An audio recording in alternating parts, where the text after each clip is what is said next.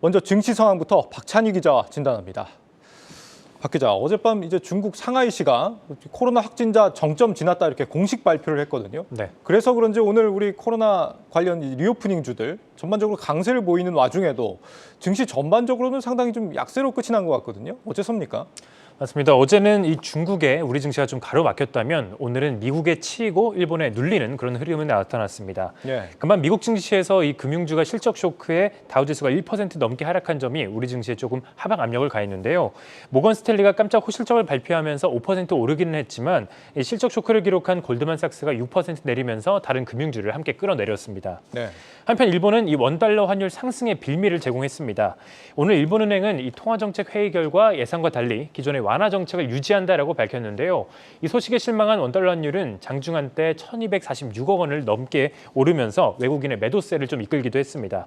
다만 일본은행의 이번 결정이 일시적일 것이다라는 이런 전망에 힘을 얻으면서 장 막판에 외국인은 순매수세로 돌아섰고 또 지수는 낙폭을 좀 줄이는 모습이었습니다. 동시호가 전까지 양시장에서 순매도세를 보이던 외국인은 이 동시호가 때 순매수세로 전환하면서 822억 원, 오늘도 순매수세를 이어갔습니다. 매수세가 들어오긴 했군요. 네. 일본은행이 이번에 정책을 유지하기는 했지만 결국에는 긴축 수순으로 갈 거다 이런 기대감이 높은 상황으로 보입니다. 이런 기조 변화가 시장에 어떤 식으로 영향을 미치게 될까요? 네, 가장 중요한 것은 일본 투자자들의 이 해외 투자 자금의 회수입니다. 해외에 자금을 넣어둔 일본 투자자 입장에서는 긴축 정책 전환으로 자국의 환율이 상승하게 되면 환차익을 비롯해서 이 국내 투자에 대한 매력도가 높아지기 때문입니다. 실제로 일본은행의 통화정책 회의 결과 발표 전까지 시장에서는 일본은행의 긴축 전환을 우려하면서 자금 이탈 충격에 대비해야 한다라는 지적이 나오기도 했습니다. 만약 일본은행이 오랫동안 유지해왔던 완화 정책을 내려놓는다면 일본 투자자들의 자금이 외국에서 일본으로 돌아갈 수 있기 때문입니다. 그렇게 되면 우리나라를 비롯해 미국이나 중국같이 일본 자금이 많이 유입된 글로벌 금융시장에 전반적으로 하방 압력을 키울 수 있습니다. 하지만 일본은행은 이번 통화정책 회의에서 단기금리를 마이너스 0.1%로 동결하고 장기금리인 10년물 국채금리 변동폭도 0%대로 유지하기로 했습니다. 이번 결정에 대해 시장 전문가들은 보수적인 것으로 유명한 일본은행이 2달 연속으로 전 세계 금융시장을 자극하지 않으려고 내린 그런 선택이다라고 평가를 했습니다.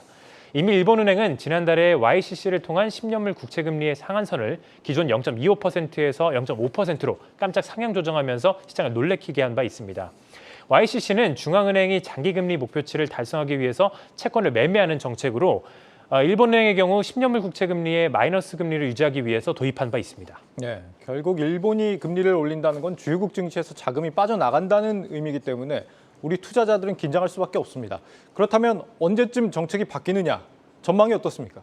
네, 시장에서는 일본은행이 이 향후 통화 정책을 수정할 가능성이 높다라고 이런 전망을 내놓고 있습니다. 네. 일본의 인플레이션 상승률이 이 꺾일 기미를 보이지 않는 데다가 장단기 금리 역전 현상까지 나타나고 있기 때문입니다.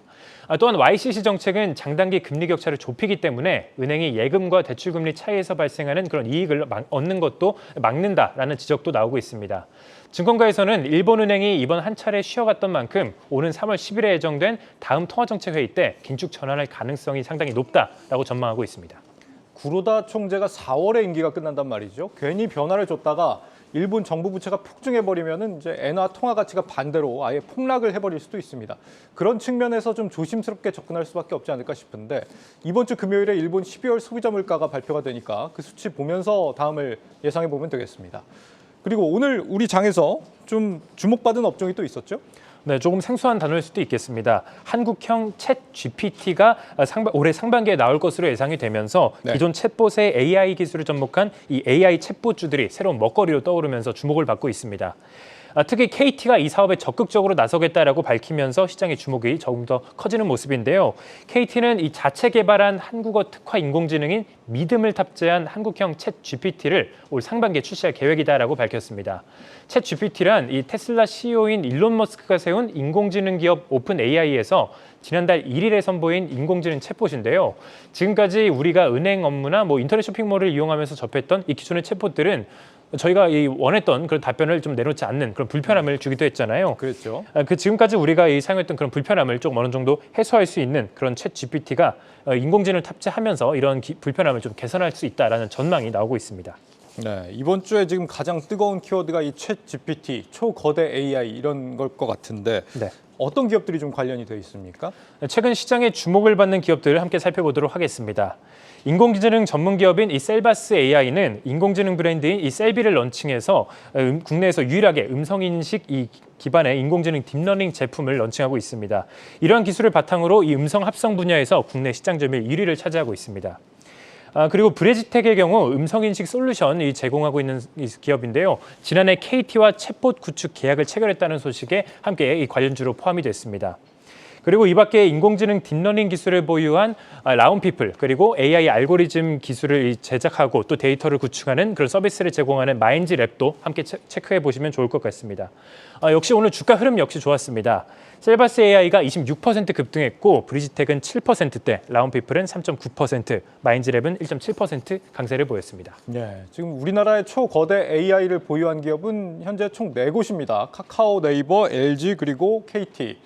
그리고 그중에서도 이 KT의 믿음은 지금 MS 같은 글로벌 기업들이 채용한다는 챗 GPT보다도 연산 능력을 더 많이 학습시켰다고 하는데 상반기 상용화를 목표로 지금 금융사와 접촉 중이라고 합니다.